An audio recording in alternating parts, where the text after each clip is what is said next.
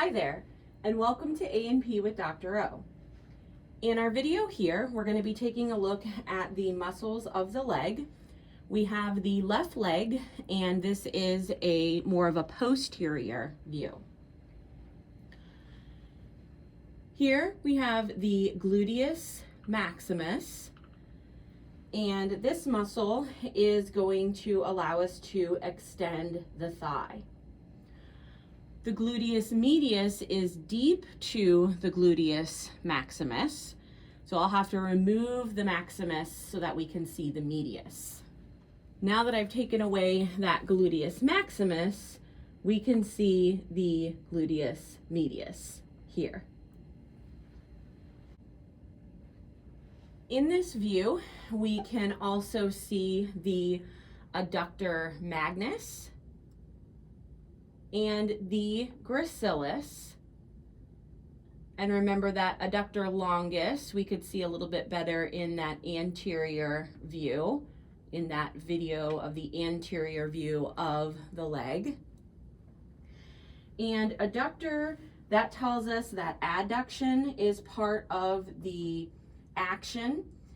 The adductor magnus and adductor longus, along with the gracilis, are going to allow us to adduct the thigh. I like to think about it as a gracilis sandwich. The gracilis is the filling in the middle, and the adductors on either side are the bread. Adductor magnus, gracilis, adductor longus. We also have our hamstring group, which is going to allow us for flexing the lower leg and also extension at the hip. We have the biceps femoris.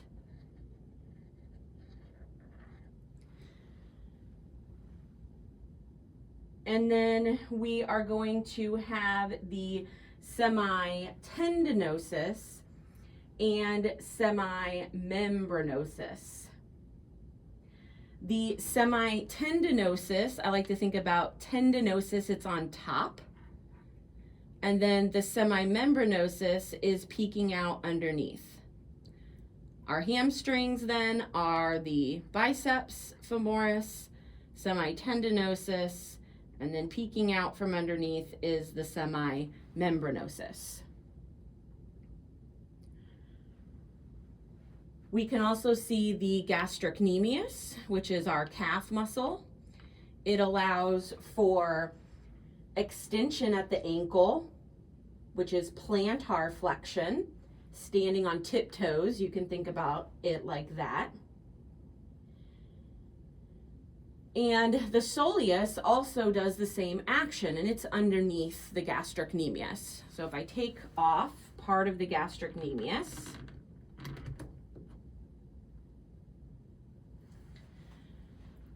we can see the soleus underneath.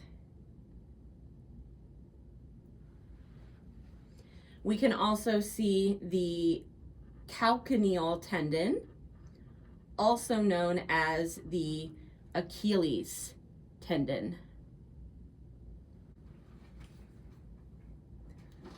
And then on the side, we can see the fibularis longus, also known as the peroneus longus.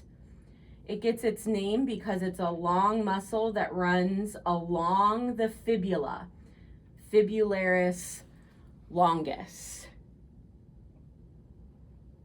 And I'll just turn the model so that we can see that a little better. When I have this turned, I can see the fibularis longus a lot better. I can still see part of the gastrocnemius as well. And the fibularis longus is involved in plantar flexion of the foot and eversion of the foot.